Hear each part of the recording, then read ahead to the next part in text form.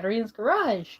For those of you in watching this after the fact, because there's nobody here yet, um, my name is Katarina Lloyd, and well, this is Katarina's Garage. Or, well, this is my living room, technically. But, all jokes aside, I'm actually doing really fantastic. I love having my convertible back. Lilo is such an amazing car, and I really hated selling her before. It wasn't a something I wanted to do, but it's something that I did.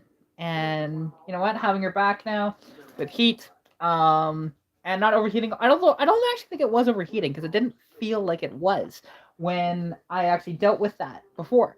But like when the temperature gauge would spike, I'm pretty sure that was down to the fact that there was just air in the system, and the if there's air in your cooling system where the sensor is, it can actually make it spike the gauge pretty easily, and that's what it did. It showed that hey, it was way overheating. Um, but the car was running just fine, and it didn't have any heat, so I'm just like, okay, so I had assumed it was air, and I was right. I figured that out yesterday. So yeah, driving it, and actually today it's +2 outside, so had the top down, driving around. Yes, I had the heat on. It was great watching all like. It's so funny though, how many looks you get driving a convertible with the top down in the middle of winter is fantastic. Honestly, it's hilarious. To actually see that all the time, and because I drove it around, I washed the car, you know, so she's clean, well, clean-ish. I really gotta just get the thing like absolutely detailed out and nice. Which like paying somebody because it's possible that the faded seats could actually be brought back. Which honestly, for a detail like that, is probably gonna cost me about $400, but it'd be so worth it to do on the car when I have the money to, and just get it like showroom nice as best as he can get it, right? Because there's somebody I have in mind. Down actually they are in Vulcan, I think. So a friend of mine uses them all the time, so yeah, go with that. And because there's still some blemishes in the paint and whatnot that could be corrected. They're not going to be able to do paint correction, which is fine. I'm not looking for that, but just get all the dirt and crap like that off the car better than what I'm able to do, because my detailing skills are not that great. I have an eye for detail, yes, but not stuff like that. So yeah, truthfully though, I'm very very happy to have the car back. She does have a bit of pep, although she does need tuning something severe. Um, cruising around town is fine, but once you, how should I put this? Basically, once you start to romp on it, well, it'll start to smoke pretty good when you do that. Which I know it's running obscenely rich, and I think it's due to the jetting inside the carburetor. I don't know what the jets are at, but I need to get that fixed. As well as I believe the distributor is causing it so that I cannot exceed 4,500 RPM. It'll just bog and not accelerate at all at 4,500 RPM, and the tack will just do this a little bit at that point. And yeah, and that tops it out at, well, if you're not in overdrive, it tops out at like 120 kilometers an hour at that point. So okay, so I need to replace the distributor, which I have the distributor for it, nice HEI, because that distributor in its electronic, it doesn't have the proper computerization to actually talk with it properly in that car. So like there is not a proper computer telling it to hey advance the timing when you romp on it. So yeah, it is hooked up and everything, but the stock computer is not going to hold up to that because that car from the factory would have had a vacuum advanced distributor. So yeah, and unfortunately, it still has the stock 6-cylinder like harness and which is the EFI harness. So there's a bunch of connections in there that aren't hooked up to anything, which I should just get a new wiring harness at some point to clean that up. But for now, it works. It's fine. I still need to put on those new valve covers with PCV setup because there's no PCV on the car currently. There's also not an air cleaner on the car. I need to do that before I drive it around too much. Um, but yeah, and like I do have a phenolic spacer that is a 1 inch that'll go underneath the carburetor so that I can actually get the height to put the air cleaner on. But then once I do that, it's not only going to make it so I can put an air cleaner on the car, but it's actually going to give me performance. I'm not sure of the exact science behind it, but actually, the higher the distances between the like your intake runners and the carburetor, the better off you are for performance. So it is pretty neat that way, and it helps with the atomization and stuff like that. But I don't know the exact science behind that. However, um, there are other people that do, and people that I trust with tuning and whatnot. Because like I'll be able to do some of this myself, but not all of it. I could probably figure it out with the carburetor to get it dialed in properly, but a friend of mine actually has identical setup on his to mine. The only difference is he has different heads and he has some internal work done, but carburetor tuning is going to be very similar between our two cars, and some of the other stuff too, like where stuff is hooked up and stuff like that, is going to be very, very similar. Although his is in a 1983 or 84, I think it's an 84 Mustang GT. No, it's an 83. Sorry, he has an 83 Mustang GT. His was a 5-speed though, so there's a little bit of difference there with how the idle would be set up, but mine's an automatic with the AOD in it. And my car was originally 3.8 V6 with the central fuel injection, otherwise known as CFI, from the factory.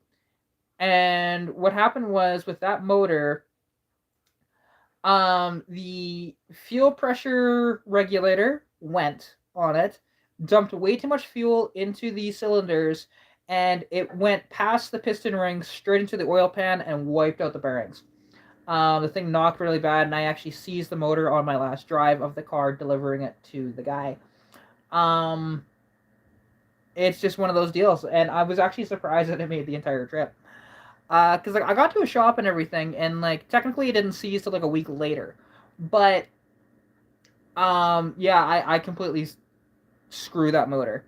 So but now it has a 302 that is actually a healthy motor, but it just needs some stuff done, buttoning up and stuff like that. It'll be fine, and it'll look really good and it sounds pretty good now too. I've got those headers to put on it at some point, which the headers will go on later. Like the distributor will probably get done first, as well as the phenolic spacer. Like that'll be done probably same day, and then I will go to do the valve covers, and then headers will be last, because I do need different plug wires to run those, or at least I don't need different plug wires technically, but it's better to have upgraded plug wires that are like with the porcelain tips on them to run those headers, because they are BBK shorty headers. And what's interesting is like people say, well, hey, those don't give you any more horsepower, and that's proven through dyno. Yeah, but they actually give you torque. And to be honest, torque is much more fun than horsepower, because that overall acceleration, I love the acceleration aspect of cars over the top speed, and that's fine, because like the easiest way to explain, like if people don't know, between horsepower and torque is like torque is basically kind of like your lower end of your range, and that's what gets you there, right? And horsepower is what maintains it. Is the best way to describe it, or like how other people would say it. Horsepower is how hard you hit the wall. Torque is how far you take it with you. So, it's one of those deals. And, yeah, I am just, just excited to have my car back and to be able to drive her and whatnot, because even though gas is going through the roof right now, she's got a full tank of gas because I filled her up the other day, so I'm going to use it. And, yeah, and like car season is just around the corner, because it is March now. Probably like more meets start popping up in like April and May, by then I'll have my money so I can actually travel to these meets. I'm not sure when we're going to start our meets out here, but it should be really fun. And yeah. And now I've got 2 cars to bring to meets again. And in the next few weeks, who knows? Maybe the Civic will be on the road too. And I'll be driving that thing around too. So we shall see. I do want to make a trip up to Edmonton in the next little while. Hopefully, whenever I have my money, I'll travel up there. Because for one, I gotta pay the car off, which my buddy who lent me the money, he's the first person I'm gonna go see. When I have my money, I'm gonna roar up there, and I'll give him his money, and then we can hang out and work on the cars and stuff like that. It'll be a good time. Because yeah, like there's a Civic to work on, there's Lilo to work on as well. Because I probably won't bring Stitch up. I'd bring Lilo up most likely, as long as I can get her running good enough to go down the highway. Because right now it's not. I need to yeah, do a lot more tuning before that happens, but it's all good. You know, because there is, like, and the one thing is, for stuff in the future, like, I'm trying to figure out exactly what I want to do with the cars. Because, like, Stitch, I pretty much have the plan all laid out. You know, I want to do forced induction, whether that's turbo or supercharger. I'm leaning towards supercharger, but I know a guy down in Texas that has a full kit for, like, turboing one of these, that he'll sell me that, you know, comes with the cam and everything, like, new. Some of it's used, but, like, the cam and stuff like that is new. And do that. But, like, as well, I'm trying to figure out with the head, is like, okay, do I want to go the inline 6, deck the head, bore it out, chop off the intake and get a custom sort of intake for it, and do that? Or do I want to go to a like a crossflow setup from Australia and do it that way? Because the crossflow is even better than a ported and polished and decked head, actually. Right off the bat. It has better flow, it's got better compression, all that different stuff. Right off the bat. Plus, you have that advantageous of, hey, crossflow. And what I mean by crossflow is the intake is on the opposite side of where your exhaust is, right? Most, actually, like, most old engines are non-crossflow, and they weren't very efficient in that regard because the exhaust would heat up the intake and cause it to be a lot hotter than it needed to be, and made it more difficult to do tuning on it.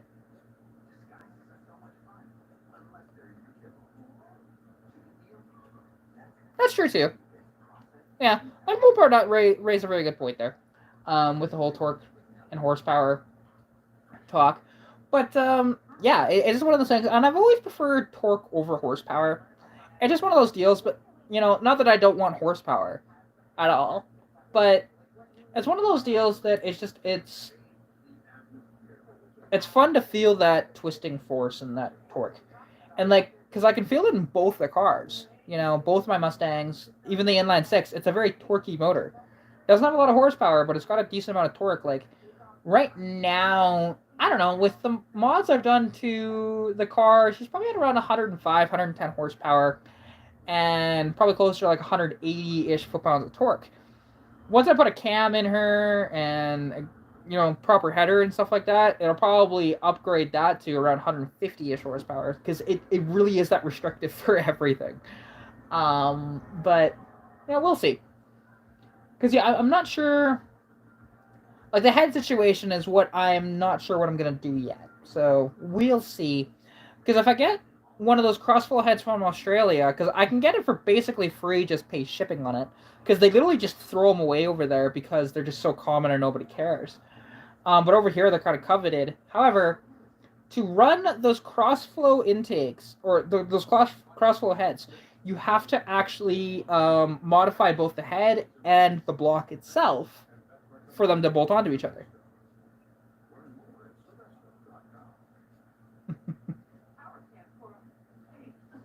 Yeah, oh, for sure. Yeah, show. Like, the one thing is, I haven't driven anything that has, like, monster torque. Because, like, the fastest car I've ever driven was...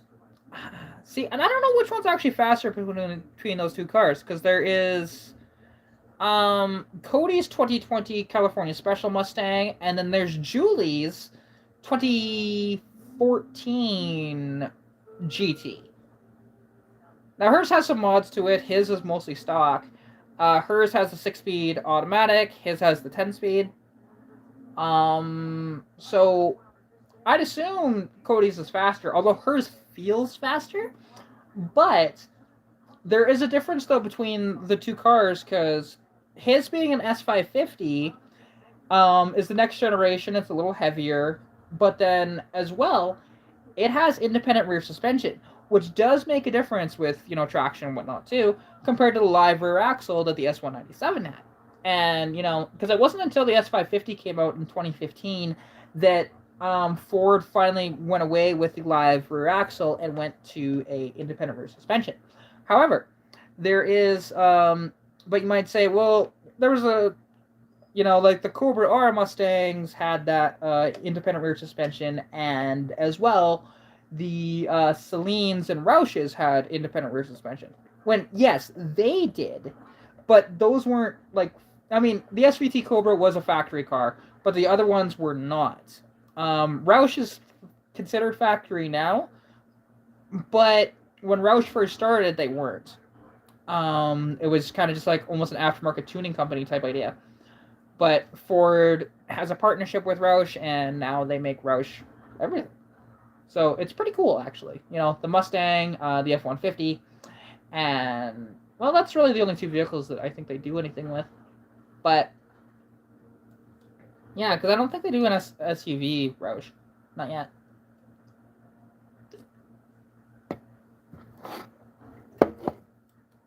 It's just one of those things that you kind of learn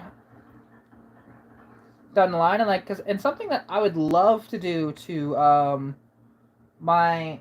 Stitch is actually do an independent rear suspension. It would just make it feel a lot different. I love the live rear axle, don't get me wrong, of that overall feel, but the handling characteristics will be much better with an independent rear suspension, and it'll be much more stable with that too. So, because Stitch is very kind of slidey on the highway, and it's just because the aerodynamics are terrible, and there's no weight. Like, that whale tail on the back of it made it so that it stopped the front end lift from happening, which people will try and say, well, hey, putting a spoiler on the back will not help front end lift, when actually it can, because it will equal out depending on how it's designed. But that is a knockoff of a Saleen spoiler on that car, and Saleen actually designed their stuff properly so that it was actually proper aerodynamics and stuff. So, yeah, and it is one of those things, and I do want to do a bunch of suspension upgrades and stuff like that to the car, and just enjoy, her as, more kind of a track sort of car. Wait, what? No, cancel, hang on. Oh, no, I don't want that. I want that, there we go. But yeah, and it's a different thing compared to most people. And, it is fun, though. And the thing is, I'm not the first person to think about putting an independent rear suspension in a Foxbody. Because one of the easiest ways to do an independent rear suspension in a Foxbody is actually take it from... Well, the easiest way is to take it from a Cobra Mustang. But if you can't find one of those, and those are very, very expensive when you do, you can go to actually a Lincoln Mark 8. Now, Lincoln Mark 8 is already an independent rear suspension. It's fantastic. It's the 8.8. Same bolt pattern of the Mustangs and stuff like that, so you don't have issues with wheels or anything like that. You got rear disc brakes on that too.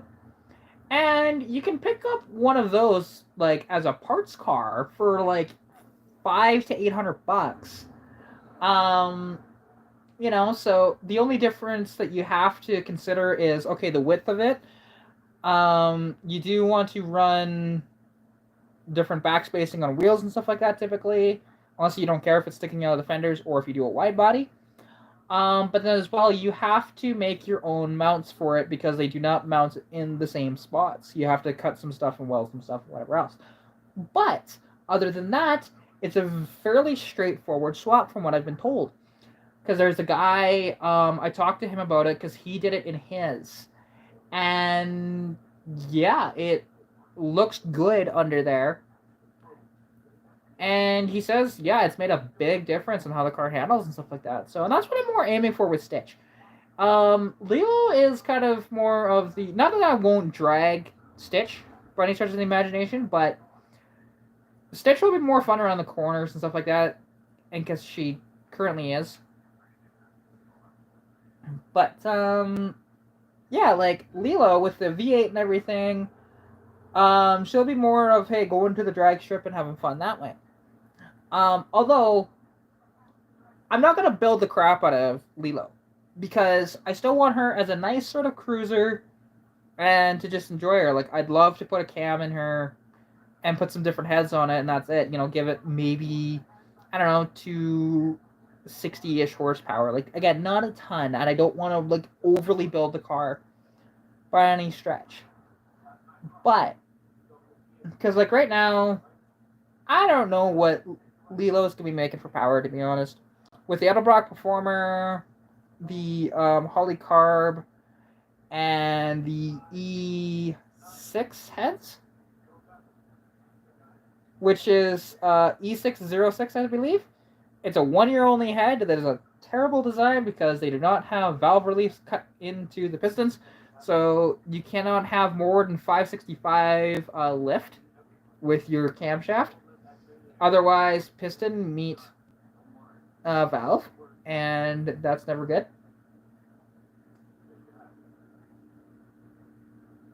So, yeah, it's one of those deals that I've been looking into, because to put heads on the car, I either have to cut valve reliefs into the pistons themselves or get new pistons. So, I might not do a head swap. But then as well, my headers actually, they won't fit a GT40P head. They'll fit a GT40 head though, from what I've been reading up on. So, and the problem is my friend only has GT40P heads. Because, like, yeah, I could get some used pistons or whatever, but why would I do that? I would just, if I'm already in there, I may as well just buy new pistons. But for now, I'm not going to worry about that. I'm not worrying about the internals for quite a while. I'll probably just do external stuff, the stuff that I already have. And once I've done all that stuff, I'm not really going to do much else to the car after that. But yeah, at least for a while. So, but I am very excited to see, and especially what she can do. Because I do have, oddly enough, because I still have the app that told me of what she ran before for quarter mile and stuff like that. And I always test it on the same road. I try to do same conditions every time. I tried to do wind variability and stuff like that and have that the same every time with similar temperatures and stuff like that, so that it was as consistent as it could be that way without it being on a track that's prepped and stuff like that, right? But I'm curious how much of a difference this makes. I know those cars with a manual would do about a 15-second flat quarter. So curious if my convertible can do that or not. So, we'll see. It's going to be a little slower than that just because, again, she's a convertible. When they did those tests, that was in the hatchback. I think it was 15 flat. I think is what the hatchback did with the T5 manual. And I'm in 85, 86. But regardless, it's one of those things. But yeah, I'm very, very, very excited for the car and to drive her again. Because driving her around, like, and something that I'll tell you guys, there is nothing more fun, like, for just a joyous drive, than driving a convertible. At least for me, because, like, having the tunes going, being able to cruise and stuff like that, that's really nice. Feeling the wind in your hair, and, you know, just being happy that way. Because, like, Stitch, don't get me wrong, I love Stitch, and for a driving experience, Stitch is way more fun that way. But Lilo as a cruiser is better. So, you know, that's the difference.